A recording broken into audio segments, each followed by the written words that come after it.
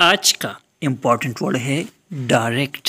Direct کا کیا مطلب ہوتا ہے، آئیے سیکھتے ہیں آج کی اس چھوٹی سی ویڈیو میں۔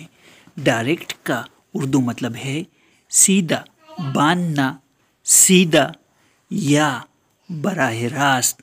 آئیے اس ورڈ کو سینٹینسز سے سمجھ لیتے ہیں۔ Direct me to the nearest bus stop. اس کا اردو مطلب ہے مجھے قریب ترین بس اسٹاپ کی طرف رہنمائی کرے۔ ہی گیو اے ڈائریکٹ آنسر۔